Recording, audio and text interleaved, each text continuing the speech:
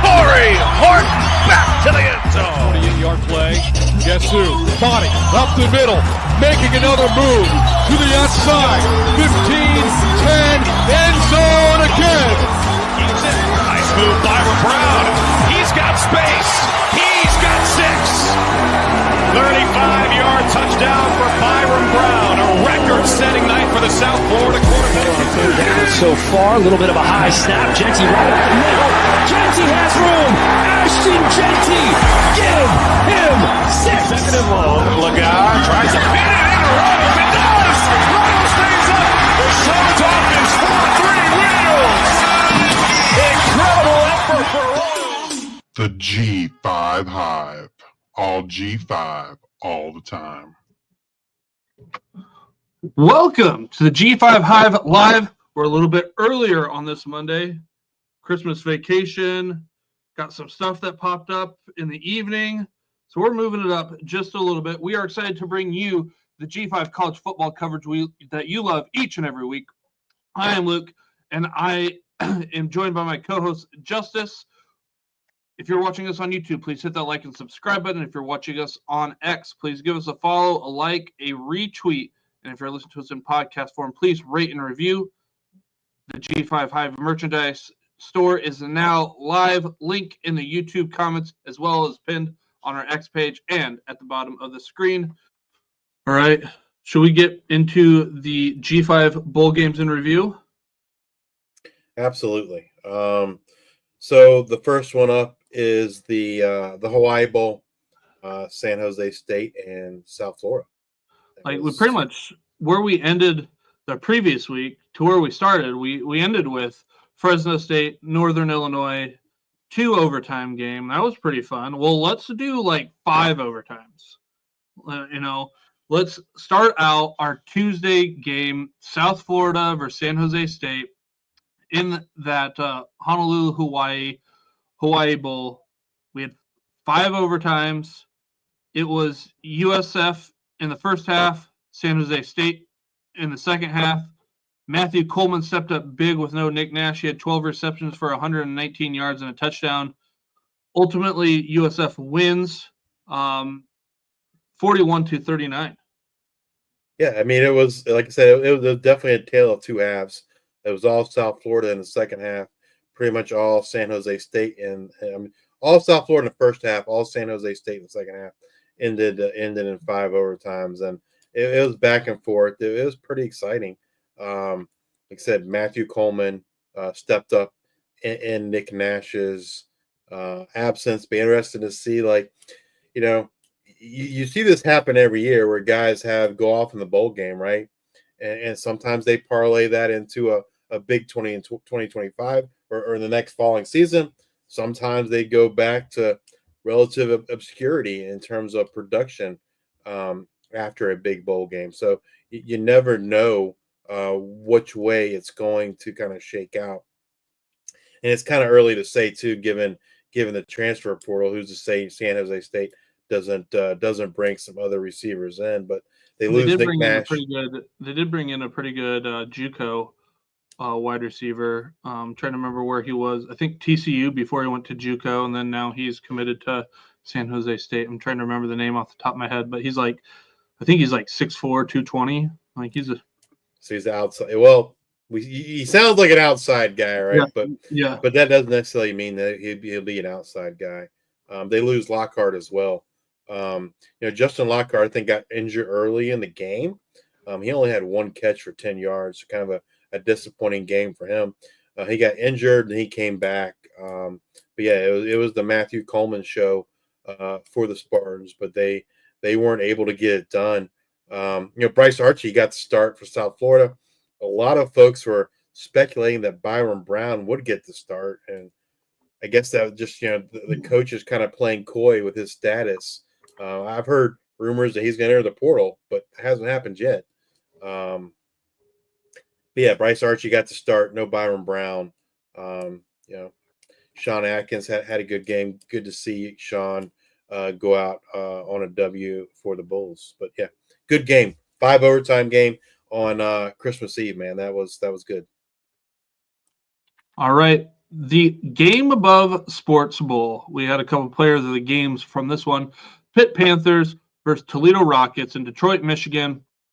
A 6 overtime thriller. This is the longest bowl in college history. So that could be your bar trivia, your useless bar trivia. Which is the longest bowl game, or where did it happen? Ford Field in Detroit, Michigan. We said last week it would be the Reed show for Pitt. He had 33 carries for 169 yards and a touchdown, 5 receptions for 15 yards. Like, we were pretty spot on with that one. Quarterback Eli Holstein was out. We had the pick 6 by friend of the podcast, safety Braden Owls.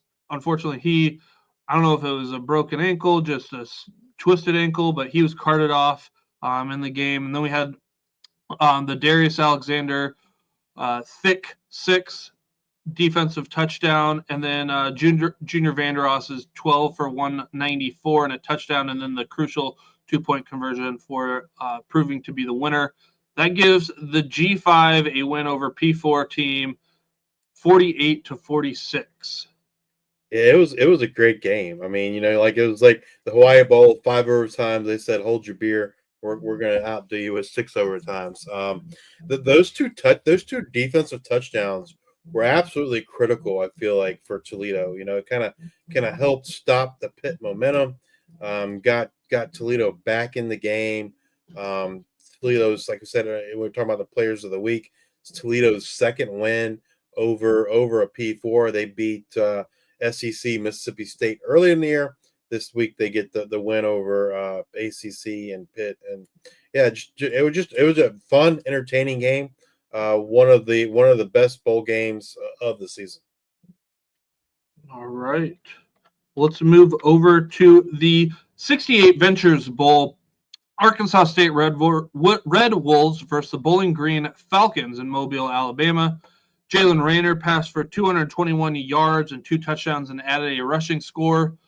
But kind of where I kind of felt like this game, like Bowling Green lost it maybe. You had the Red Wolves throw an interception. Then Bowling Green goes and they miss a 39-yard field goal. Then it's halftime. Then Terrion Stewart fumbles to open the second half. And I felt like maybe that was one of the pivot points. Later on in the game, you had a turnover on downs and a missed field goal that could have been like that other turning point. But it felt like that was that first moment where maybe Bowling Green had lost it. Zach Wallace had 99 yards and a touchdown. Wallace's score came with 3:10 left in the fourth and put the Red Wolves up 38-24. 59 of his 99 yards came on that last drive. Raheem Smith then had a big kickoff return to set the Falcons up nicely. He would end up getting the touchdowns, bringing the Falcons within 7. However, the Red Wolves were able to get the onside kick and seal it with a Wallace first down run. In the process, Harold Fannin sets the tight end yards and receptions records as Arkansas State holds on to win 38-31. Yeah, this game, I don't know. It never really felt like to me like it kind of felt like Arkansas State was in control the entire game. Kind of felt like Bowling Green was constantly playing catch up or trying to get that momentum. Like I said, a lot of speculation how long Harold Fannin Jr. would play in this game. If you haven't heard, he declared for the NFL draft today, which I don't think should come to a surprise for anyone. Because he only needed 11 yards to get the tight end yards record, but he needed 12 receptions to get the receptions record. And he almost had all that by halftime. He played the entire game, had a phenomenal game. It was definitely, he was a big part of their game plan. Terrion Stewart, played in the game. He had already committed to Virginia Tech. So, I think that just kind of shows what the school meant to these guys, right? Like this is a game in terms of like in the big scheme of things might not mean a whole lot, but for them it meant something to be out there on the field with their teammates. So definitely kudos to them, especially given some of the things we saw in other bowl games. Cam Ward, Miami, cough cough. That wasn't the first time that's happened. That there have been players opt out at halftime, even going back to last year. But yeah, it was a good game. It just felt like to me Arkansas State was kind of in control, the entire game. But it was great to see Harold Fana Jr. get the record, greatest tight end season in history, and definitely deserving for him. He was a consensus All-American. Still kind of sore he did not win the Mackey Award. Yeah. But that's another subject. Before we get on to Billy? the next matchup, hey Billy Tuesday, Happy New Year's. All right, the Lockheed Martin Armed Force Bowl, Oklahoma Sooners Navy midshipman in Fort Worth, Texas, Blake Horvath set a Navy record with a 95-yard touchdown run. He also scored the go-ahead 6-yarder with 4:34 left to help the midshipmen. The Sooners wouldn't go down without a fight. Hawkins Jr. threw a 10-yard touchdown pass to Jake, which I assume his teammates call him Jake the Snake Roberts, as he is Jake Roberts, with 6 seconds left. They went for a 2-point conversion to win the game, but Justin Reed was able to sack Hawkins on the attempt. OU was up 14-0 after the first, but the midshipmen stayed the course, would put up 7 in the second, 7 in the third, and 7 in the fourth quarter. Talk about a perfect ending for Navy season. You get the win over Army in the Commander-in-Chief game, and then the G5 over P4 win over an SEC opponent now is Oklahoma. So another G5 over P4 victory. I know, Navy just had a great season. Overall, they had that tough loss to Notre Dame that kind of sent their, they got ranked pretty high, if I do recall, maybe close 20s or something like that. And then they kind of were on the downswing, but then winning that Commander-in-Chief's game and then this over an SEC opponent is a big deal. Yeah, it was a good game. It was, I don't know. I felt like a defensive battle. It was the kind of game that Navy needs to be in to have a shot to win. I thought, that there was a penalty earlier that gave Oklahoma the opportunity to get that touchdown, which I don't know. Like, I don't know necessarily know that should have been a penalty, but it was called a penalty, and they got the touchdown. And then they went for the 2-point conversion, and Navy was able to stop them.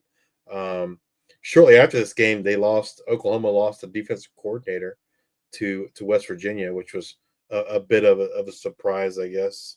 But yeah, I mean, great season for Navy. Win the Commander's Cup, win the bowl game over an SEC opponent. Like I said, Blake Horvath returns. He's only a junior, so they will get him back for another year. And Navy's probably got to be one of the favorites in the American next year, right? Given the success of this season, and for the most part, they return a lot of players. And like just the transfer portal with everybody else leaving, like there's going to be some teams that actually might end up good, but they kind of falter there at the beginning of the season. Like those service academies kind of know what they have, and they're a cohesive unit usually to start the seasons. All right, let's get over to the Wasabi Fenway Bowl. We had UConn Huskies versus North Carolina Tar Heels in Boston, Massachusetts. North Carolina quarterback Jacoby Criswold was knocked out of the game. UConn controlled the game for most of the time. North Carolina had to use running back Caleb Hood as a wildcat quarterback, and true freshman Michael, is it Merdinger?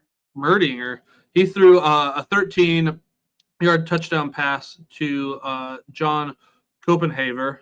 Mel Brown rushed for 96 yards for UConn. Skylar Bell was 3 for 77 and a touchdown. His touchdown came on a 38-yard pass. The touchdown gave the Huskies a 10-0 lead in the first quarter, followed by a 95-yard kickoff return by Chris Culliver. However, UConn wins the game 21-20. or 27-14. Another G5 over P4 victory. UConn won 9 games for the first time since 2007, as I mentioned earlier, and beat a P4 team for the first time in 5 tries this year. Yeah, it was. I mean, the score might have been a little bit closer than what the game actually was. Um, you know, until near the end of the game, North Carolina offense couldn't do anything. They had that kickoff return that they gave them the touchdown early, but this game, in my opinion, was UConn thoroughly dominated UNC. Once Jacoby Criswell went out, he went out like I don't know, like I think the first series, but once he was out of the game, that was kind of it for North Carolina. And if you look at the stats, I mean, UConn threw for the most yards. They ran for the most yards. They had the most receiving yards in terms of people. So, UConn. Yeah, it was thorough domination by UConn. North Carolina did not. I don't know. They didn't look very motivated, especially on the offensive side. But like I said, when you lose your starting quarterback, you don't really have. They didn't have backup Connor Harrell, who's already gone. He was in the portal, and then you're left with a running back running Wildcat, which they're just going to tee off on that, right? And then Jim Mora got an extension, right? Yeah, and then they put in they would put Merdinger in too, and he looked like a true freshman, as you might expect. And the weird thing was, for a long time they'd put Caleb Hood in there first and second down, and then when it was 3rd and 8, then they'd go put Merdinger in there, they're kind of dictating, what the defense was going to do, and they weren't necessarily putting Merdinger in there in good situations, right? Becoming at 3rd and 8, when everyone in the world knows he's going to have to pass the ball. But great win for UConn and the Wasabi Bowl. Wasabi Fenway Bowl, and a great season for the Huskies. And I can't for the life of me, back in the maybe early 2000s, they had that Budweiser commercial, or maybe not a Budweiser. One they would say like "What's up" when you get phone calls. Yeah, That's what I think of when I think of like wasabi, something like that. I don't know why. Every time I hear Wasabi Fenway Bowl or Wasabi, like that's what goes through my head. Simple-minded Luke over here. Billy asking about UConn joining a conference. That there was some talk, I feel like last summer, but I mean, I think any conference affiliation for UConn is kind of driven by basketball. I thought like back then the potential talk was like what the Big 12 or something. Yep, it was Big 12. And I think any obviously success in football helps them. But the primary driver, I think, for UConn getting a conference affiliation is going to be the men's and women's basketball team, because they're just so strong. But obviously, having a strong football team helps as well. All right, let's get over to that New Mexico Bowl. We have the Louisiana Raging Cajuns versus TCU Horned Frogs in Albuquerque, New Mexico. That's probably about the highlight of this game, as us talking about it. Louisiana's quarterback Ben Woldridge did play, but TCU just destroyed the Raging Cajuns 34-3. Woldridge was 7 of 20 for 61 yards and had an INT. Josh Hoover passed for 4 touchdowns, 252 yards, and an interception. Former G5 wide receiver from Boise State, Eric McAllister, had 8 receptions for 87 yards and a touchdown. Louisiana was held to 209 total yards.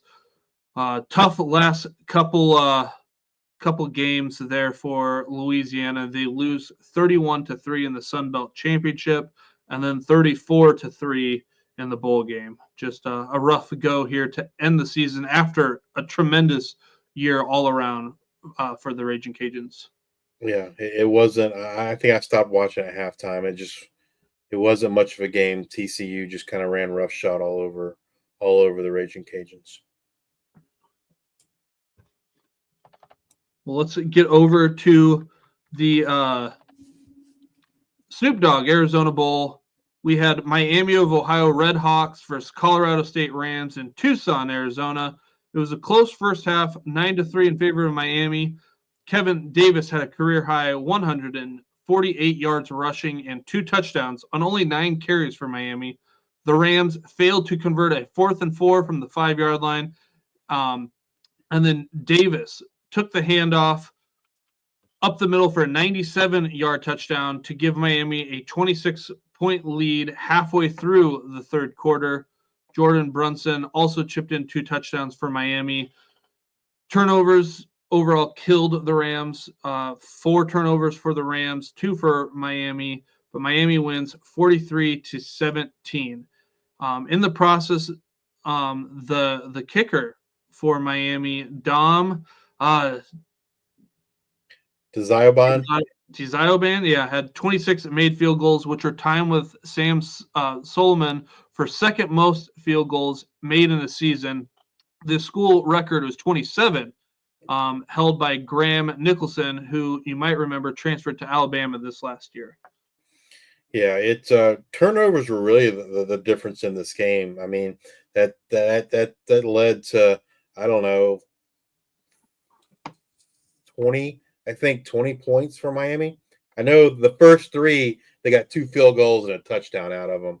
And then the last one, like, you thought maybe Colorado State was going to maybe try and get back in the game, and then there was another interception. And the first interception was definitely not Braden Fowler Nicolosi's fault. It went right through the tight end's hands. Like, literally hit his hands. He tipped it up in the air, and then Miami got the interception. But it was, turnovers were the tail of the game. Brett Gabbert goes out his final game as a Miami Redhawk as a winner. And I don't know. It was just a cool game to watch. I think it's the only bowl game not on an ESPN network, right? So meaning not on ESPN. Well, minus the playoffs, but it wasn't on ESPN. It wasn't on ABC. It was on the CW.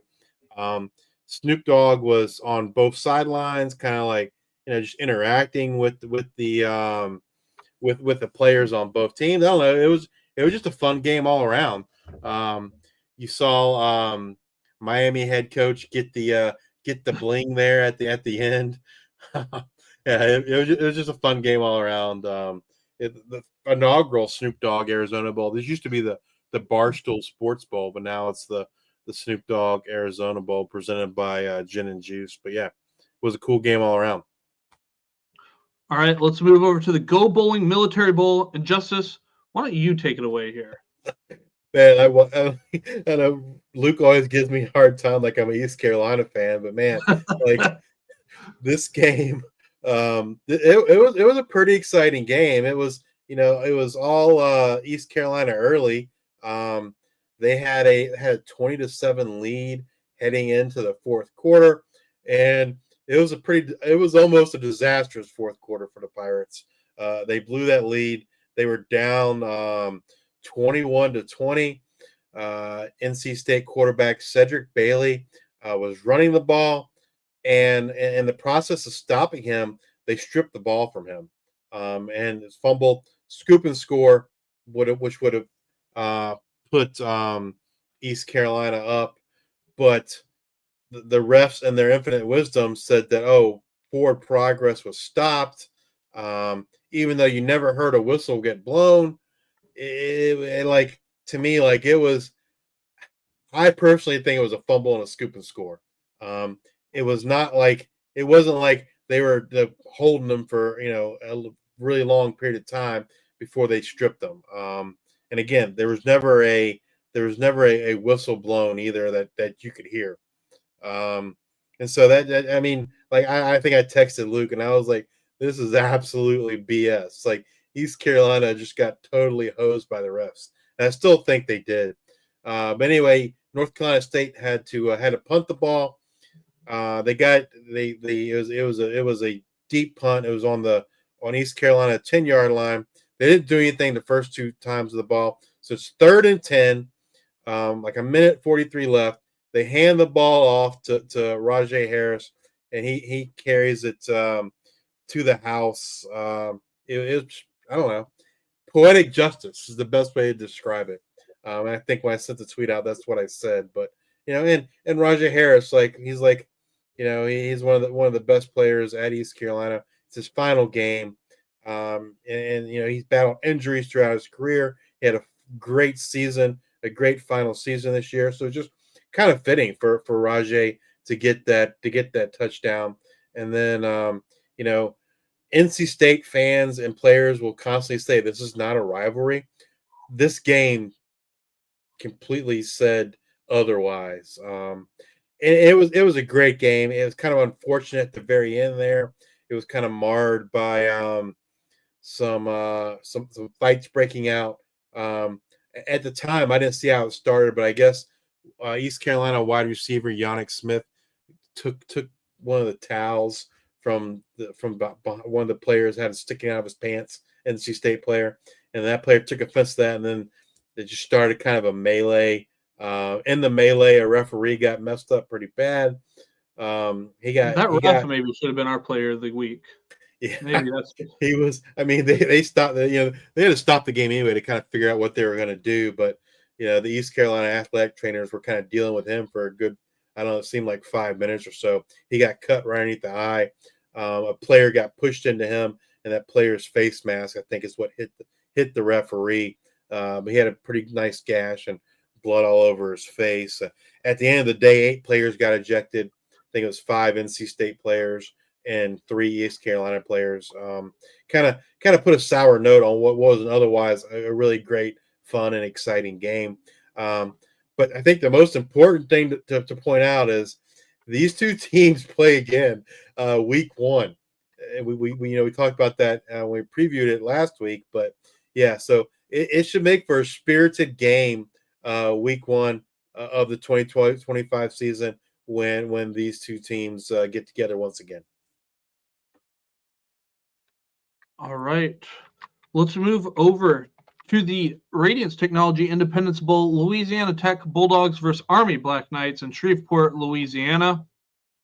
Army was up 21-3 at the half, will go up and on to win this 27-6. True Edwards for Louisiana Tech had 8 receptions for 92 yards. Army quarterback Bryson Daly ran for 127 yards and 3 touchdowns in the win. Those 3 touchdowns broke the FBS record for touchdowns by a quarterback in a season with 32. Hayden Reed had 20 carries for 114 yards and a touchdown for Army. The win set an Army single-season win record with a 12-2 record. They also set an Independence Bowl record for the longest drive in terms of play with 21. So there's your second useless bar knowledge that you'll ever need to know is what is the who owns the longest drive in terms of play in the Independence Bowl. That's going to be Army, 21 plays. I think it was 75 yards or 78 yards, something like that. But there you go. Yeah, this wasn't much of a game, and I don't know. I didn't expect it to be. Louisiana Tech kind of getting I don't know, a short notice with Marshall pulling out of the bowl. It kind of, we talked about it last week, but it kind of ruined a dream scenario for us anyway, and having all the G5 champions play each other, because it would have been the champion of the Sun Belt, Marshall, versus the American champion Army. But the transfer portal kind of took that away from us, unfortunately. Would have loved to have seen that game, especially if both teams could have been at full strength. Would have been like, a little mini G5 playoffs, if you will. If you recall earlier in bowl season, we had the MAC champion Ohio Bobcats against Conference USA champion Jacksonville State. So we had all the G5 champs playing each other, and then Marshall had to kind of go and ruin it for us, or the transfer portal ruin it for us, and not get that. But yeah, kudos to Louisiana Tech for stepping up, right? They were kind of put in a bad situation, but hey, kudos to those guys. They're competing, showing up. They never quit in the game, and it's kind of a good way for them, right? So some seniors who did not necessarily you thought they were going to get to play another game, got another opportunity to go out there on the field, and so kudos to them and that coaching staff for having that team, ready and prepared to play in this bowl game against Army. That's going to kind of do it for our review of the past bowl games. Yes, Billy. DeSormeaux for Louisiana did get an extension after the Raging Cajuns lost there against TCU, but that's just one of two losses for the G5 in the bowl game. I think the record right now is 6-2, 6 wins for the G5, 2 losses against P4. So yeah, the G5 has really been taking the P4 behind the woodshed, so to speak, in the bowl game so far. Why don't you come back and join us next week as we discuss what happened in the G5 bowl games, as well as bring you up to date on all the latest news and happenings in the world of G5 college football. If you're watching us on YouTube, please hit that like and subscribe button. And if you're watching us on X, please give us a retweet, a like, and a follow. If you're listening to us on Apple Podcasts or Spotify, please subscribe and leave those 5-star rating and reviews. Thank you all for your support. Until the next time, we are the G5 Hive.